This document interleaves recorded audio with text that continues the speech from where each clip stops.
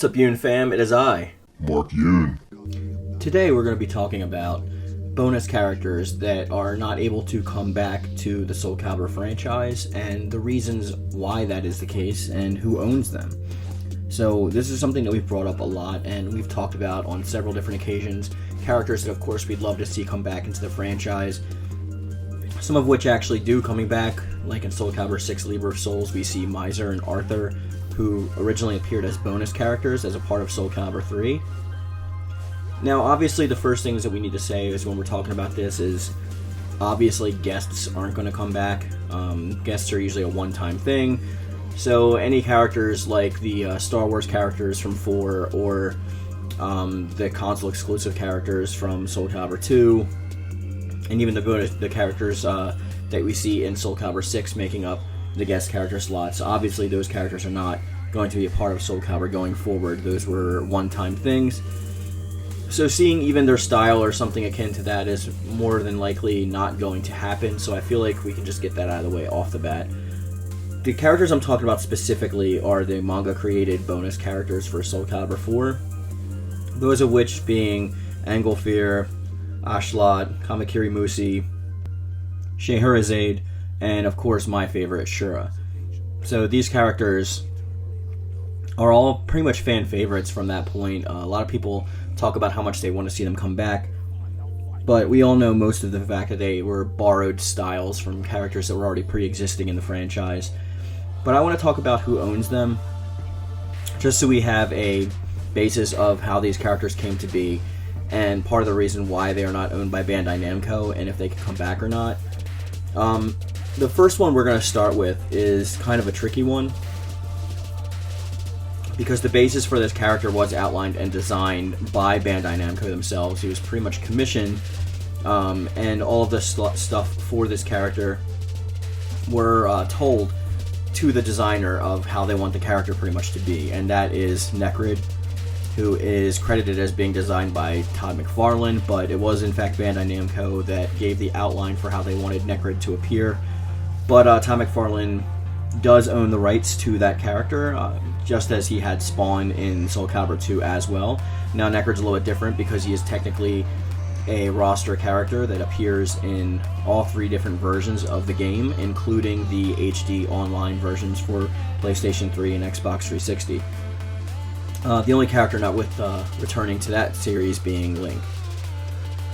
Now, we know that Todd McFarlane is right now working with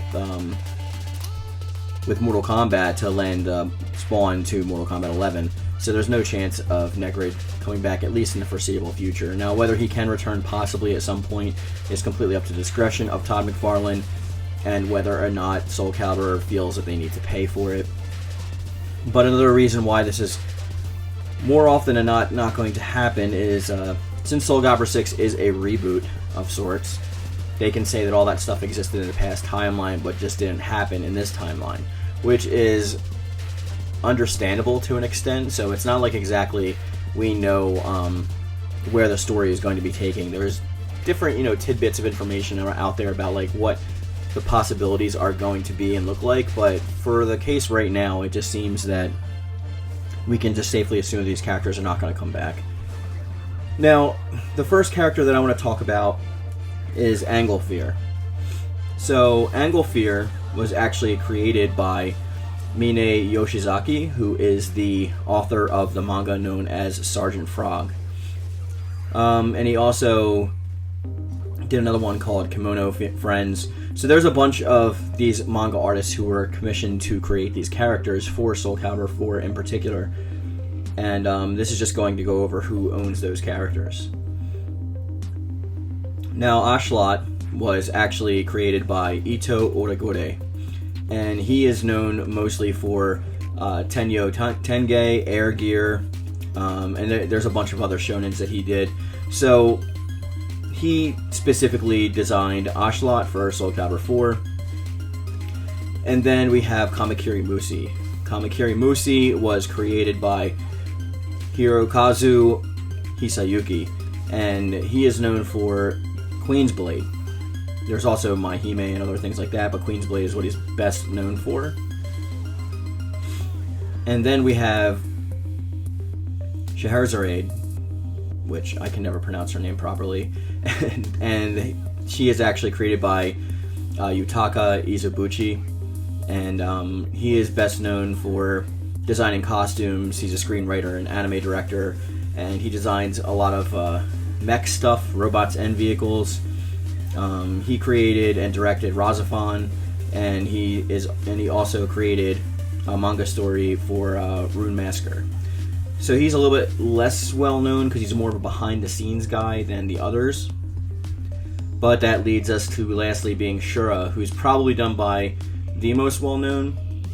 So Shura was created by Hiroyua Oku, which is the manga artist that is the creator of Gantz. So if any of you know Gantz out there, then obviously like his style is like probably best well regarded in like it's more of a niche category, but it's fairly popular. Like Gantz even got like that Netflix adaptation and stuff.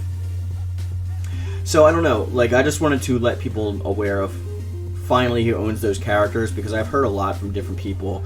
Especially when I did my last bonus video about characters that you would like to see come back, I was mainly talking about the bonus characters from Soul Calibur 3, but I saw tons of people saying Shura and Ashlot and Kamikiri Musi, and you know, it just went on and on. And I just wanted to make this video to address who actually owns those characters. So the chances of those characters ever coming back are, I'd say, less than 1%. They are very, very slim to almost being non-existent. These manga artists would have to, again, be paid by Bandai Namco to allow their creations to be once again seen in the series. And I'm not sure if you know about the financial stability of the Soul Calibur franchise. That's obviously, there's going to be reasons why that's not going to be the case.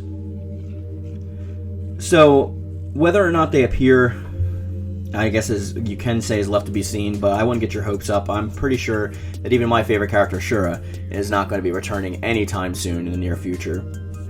But I just wanted to make this video to make you aware of who actually owns the rights to those characters, and what I meant by bonus characters when I was talking about the bonus characters. Now, of course, like, we can always go back to Soul Calibur 3's bonus characters, because those are all just, like, created characters using the character creation engine in there, such as Miser and Arthur, and Abelia, and a bunch of people like that.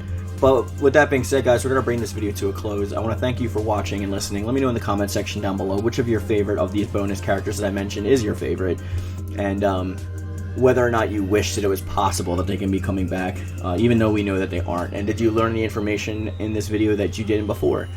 You can always hit me up on Discord as well. We have a pretty flourishing community over there, and that's where I take a lot of video ideas, and I do take comments and stuff on there as well. It's a pretty good community, so I would encourage you, if you like my stuff, to go over there and join the Discord.